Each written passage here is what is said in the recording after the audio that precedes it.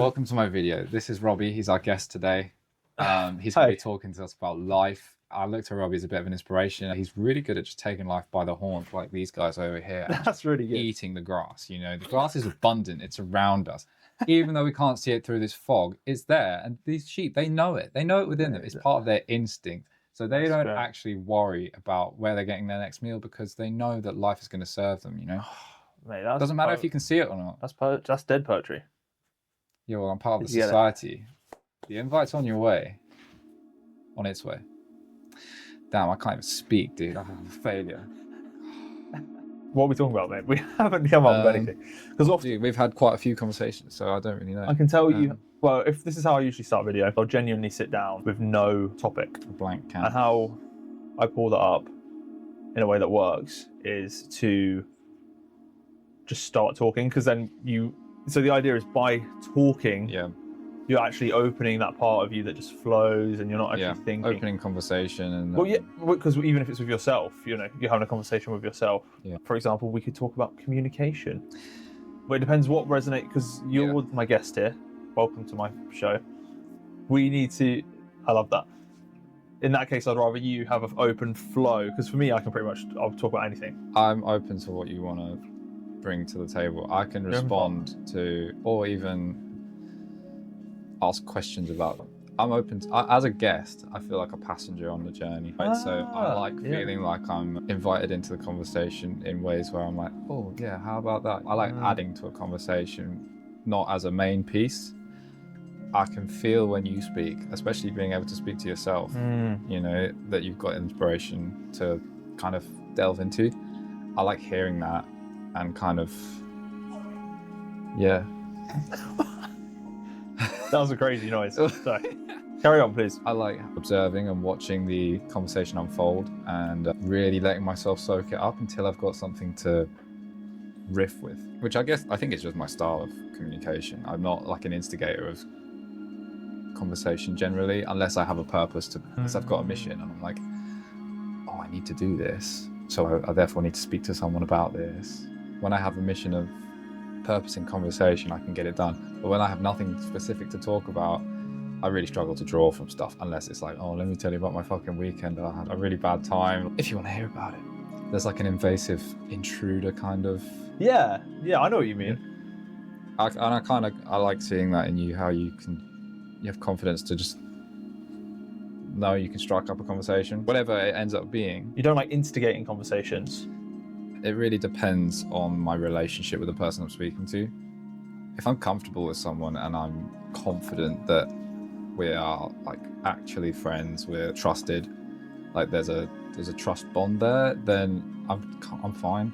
Like things will go wherever. But if it's like a new person or someone that I'm not confident around, really do freeze up. I'm like, oh, how am I supposed to start this? What do I bring to start something up? I wonder why. Does that come from?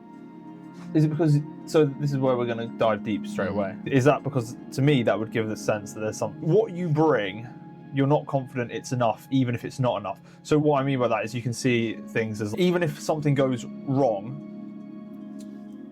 nothing actually changes. You're still living your life with you, right? You still go home with yourself at night. But a lot of people have that pressure on themselves where they think if something goes wrong, which it doesn't go wrong because it just happens. So like everything there's this consistent flow of just everything happening. So there isn't an objective right or wrong way. If something plays out how it does, that's how it was meant to play out. I get where you're coming from with that. To me, that would tie in with somewhere within you. You think what you're like providing, whether or not it's worthy of conversation. Yeah, isn't enough. So you don't have that belief within yourself. Because a belief, it's almost unspoken, isn't it? It's just in how you operate. But it's really common. So people typically need to warm up with other people before they open up around them. I like being introduced. I like meeting friends of friends, because I'm sure that there's a common interest. I know if I connect with one person and I'm pretty confident in that connection, then I trust that person's other connections are also like valuable.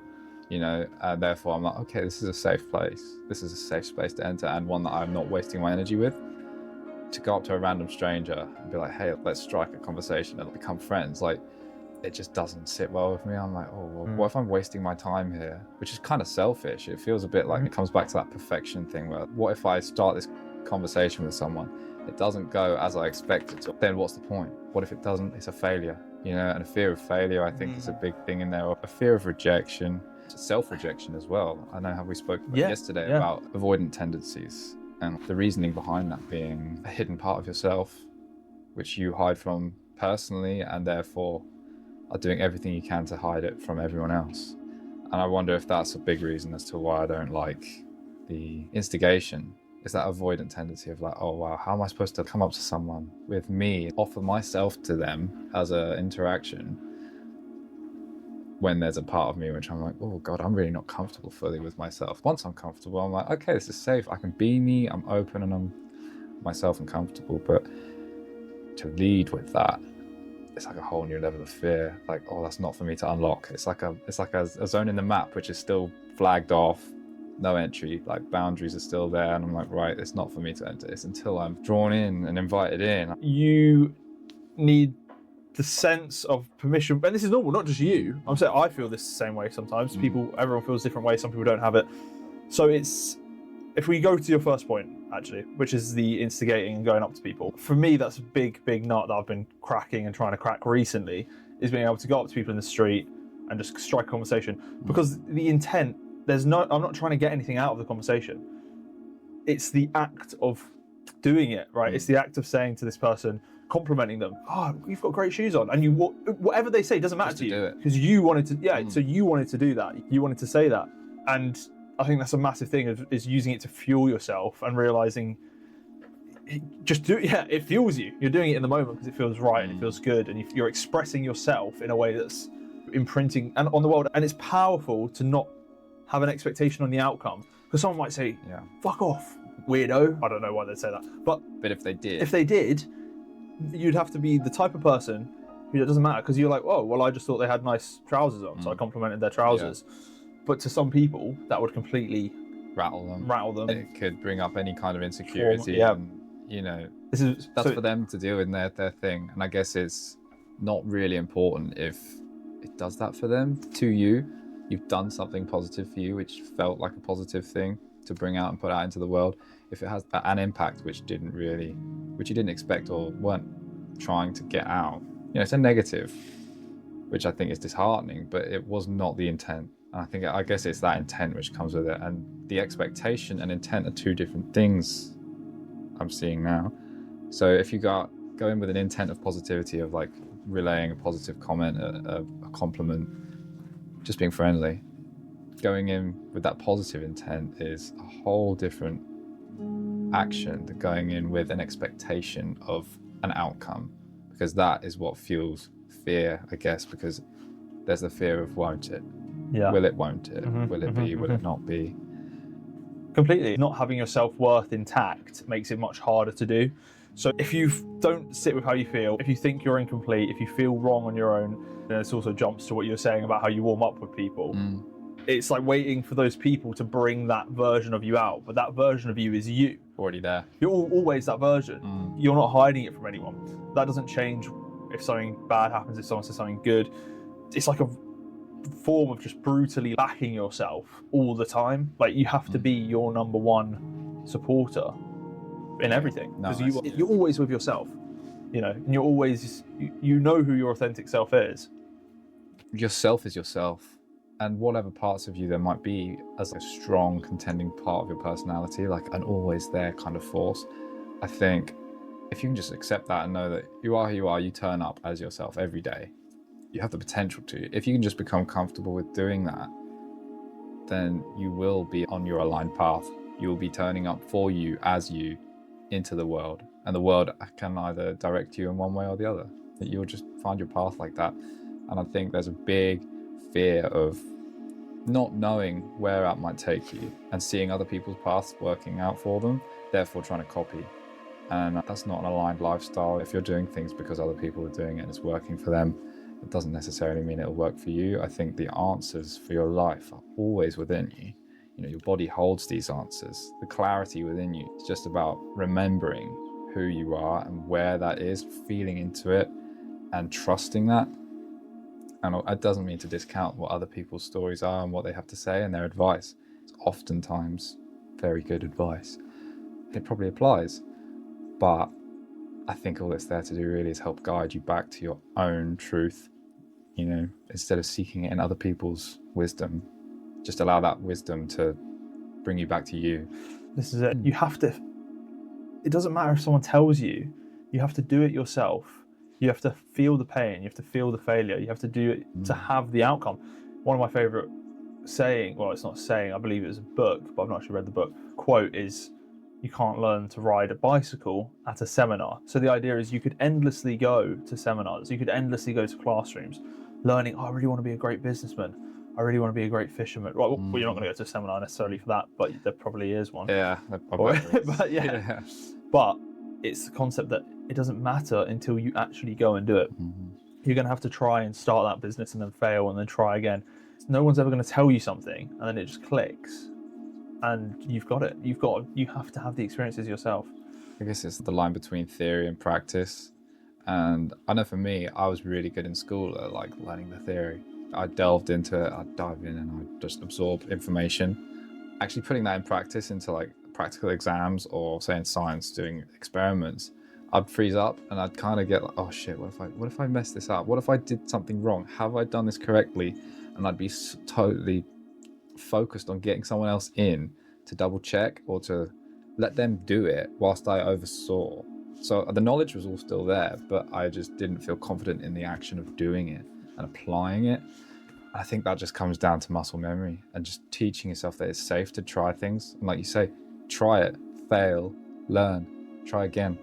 Otherwise, what do you do? My dad always says, someone who never failed, never did anything.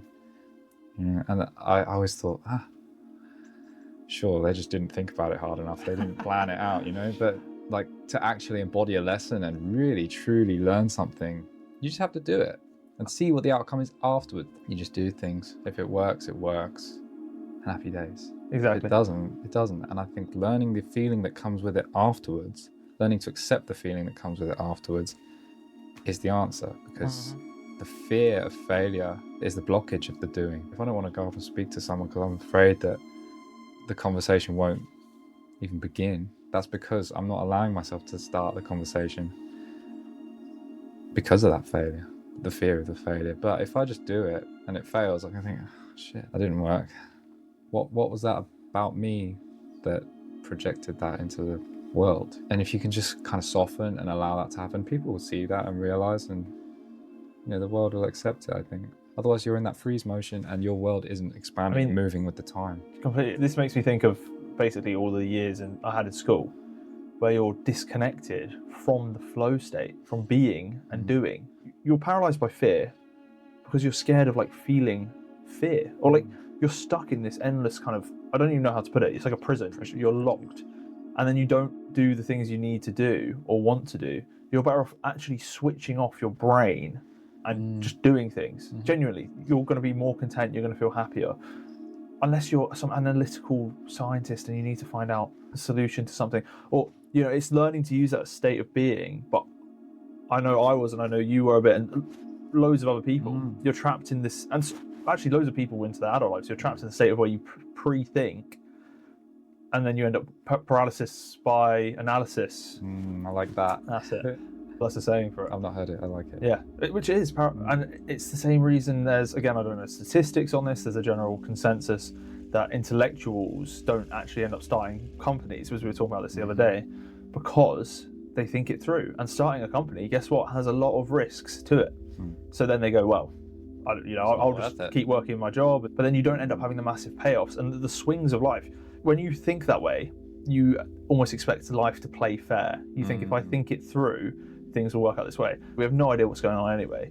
We could be in the dream of some giant god. We could have just been this blip that's occurred from the Big Bang, but then what happened before that time maybe only exists to us because we're having this experience. You know, there's these endless elements that make life so unknown and wacky and crazy. But what we do know is that it rewards people who take risks and who overcome fear. You grow as a person. And shifting your mindset to believe that is one of the most beneficial things, is seeing everything as something to grow from, a learning lesson.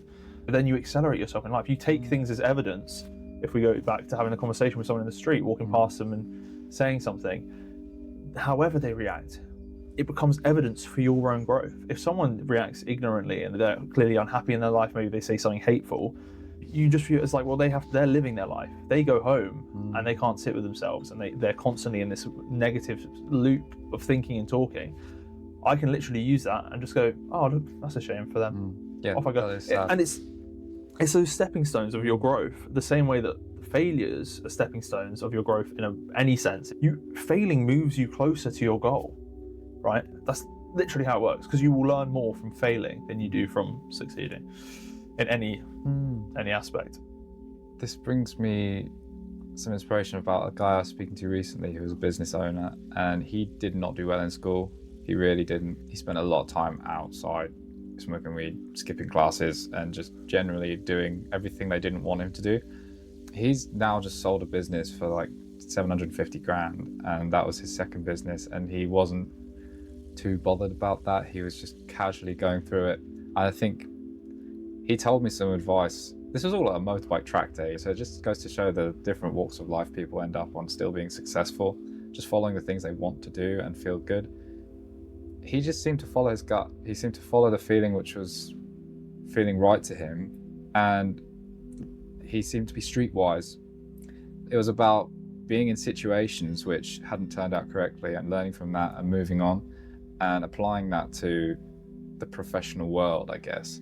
So instead of overanalyzing and hyperanalyzing and risk assessing everything, he just knew what to do in that moment. And I think there's a big thing about missing opportunities in moment to moment life, and maybe thinking about it and analyzing and planning around it, but realistically the moment's already gone. Maybe you had an opportunity a month ago and you think, oh, I can do this, that and the other.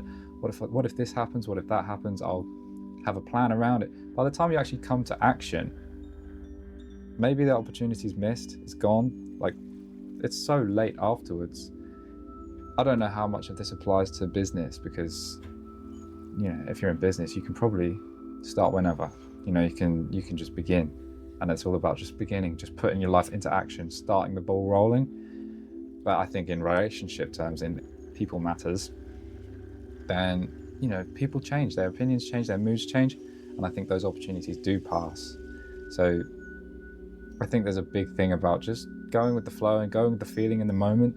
A month later, lots could have changed in people's lives, and you might regret that, you know. So I know I've personally gone through this kind of thing. I'm going through it right now. So it's a big lesson for me, but yeah. I was just thinking I might stop the recording now because there's 3 minutes left on this. So if I quickly go and wipe the card, I'll leave this one here. Okay, camera's moved. You've got a cool little backdrop there. I love it. Just introduce yourself. I'm not putting this in the video. No, just as an experiment. It's quite difficult, isn't it? I'm Robbie. I'm a human being.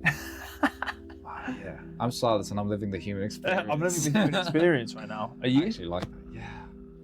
I don't know what. I guess I'd say my job. It depends on who I'm telling it to. It's the context. Exactly. It's like, who do you want to identify as? I'm Robbie. I'm a fucking badass bitch.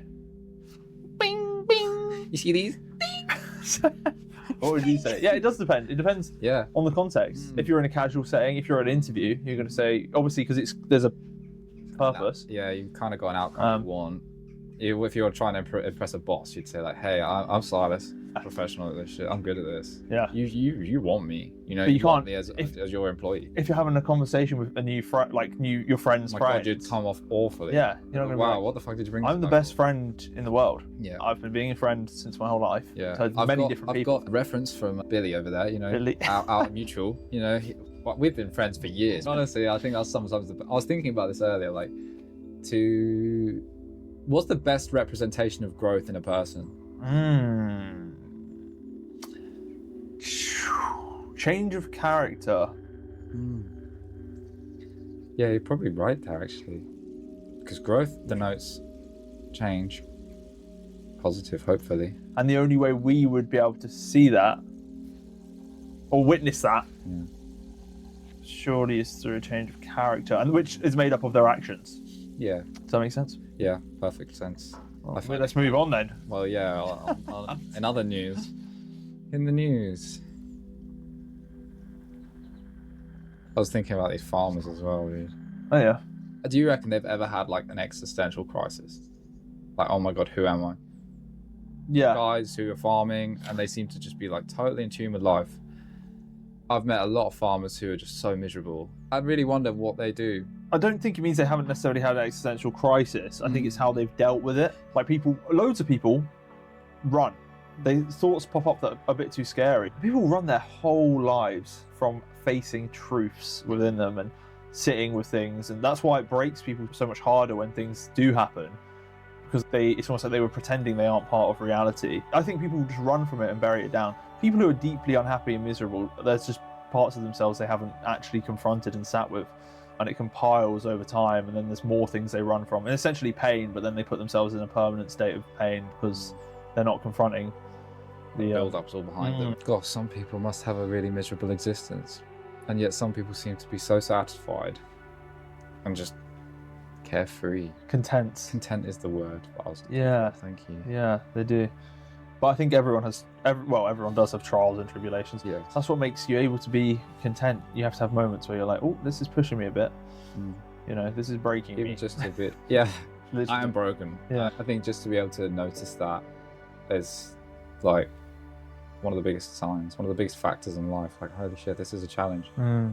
If you can notice that life is challenging you, then you realize that you're in it, you're living, and there's a life lesson. You know, there's something to come out of this. Or it means you're on the right path. If life's challenging you, then it means that you're unlocking new doors, you're unlocking new chapters.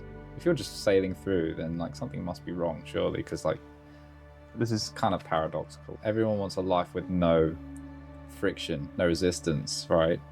But you're probably getting more out of life than living a fuller life and ending up as a wholer person if you're getting a tougher, more challenging life. I think that means more personal challenges to overcome.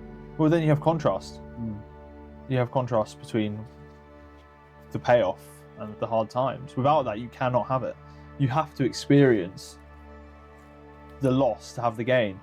You know, the lower you've been, it's kind of like the more traumatic experience you've been through. If you're able to process and heal that, you literally then can view it however you want, but you can view it as having a superpower, because you can you've got suddenly this much larger emotional range, and that's going to carry you throughout your life in a way that attracts people to you. When you have children, you're going to be able to relate and connect on this deep level. Friendships, you're going to be able to build deeper with people because you can both swim in those deeper waters of life and experiences that you've had. You know, you're not going to be trapped in this surface level pretending game that people do, dancing, you know, social dance. The social dance, I think about that kind of often. The difference between avoiding the small talk in life, the small interactions, the dance, is kind of another form of avoidance, because it is a part of life. I guess you have to dance, and to accept and learn the dance is like a version of play. And if you can learn to just enjoy and dance and play through these moments, even if they're not fulfilling and soul nurturing, it's still part of life. And if you can just have your fun, carefree but gently, then you're probably doing it right. And that's just another form of like, oh, maybe they're not my people, but I'm still gonna dance. Have you seen those memes where it's like, oh, they don't understand that the world is collapsing? It's like, we know it's collapsing, but yet we dance, you know, we're still gonna dance. Exactly. It's absurdism, which is looking at the world, seeing it for what it is, you know, absurd, and choosing to enjoy it anyway.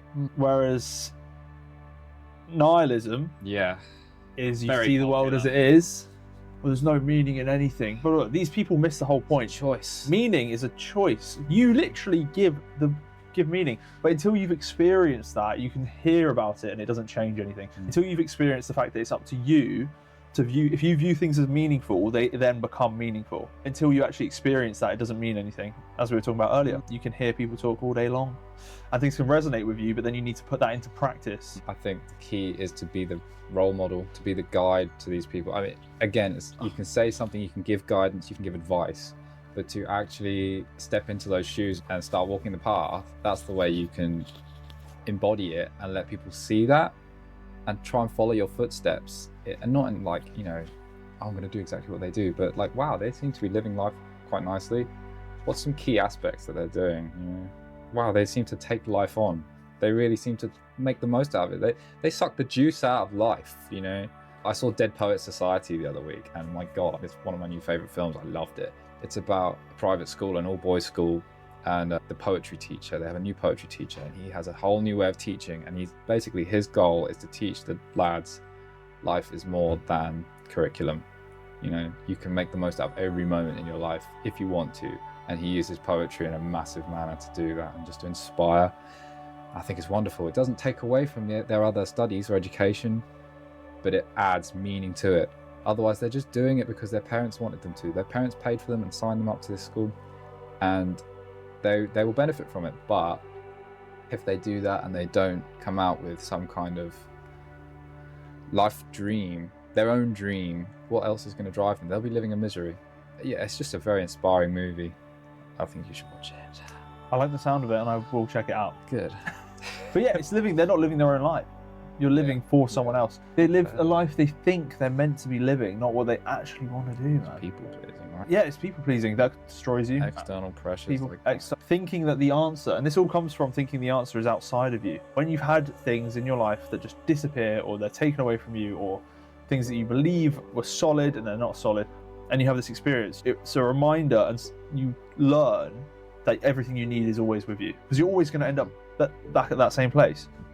So what is the most valuable thing? It's your character, because you take it everywhere with you, and it grows, and it's like a stone that's carved over time from your experiences. Thinking that you can kind of like externally carve your stone in some way, expecting others to do it for you. To think they can, I don't know, it just doesn't work. It's the same with like buying material things to make yourself feel fulfilled, on social media, needing other people's validation.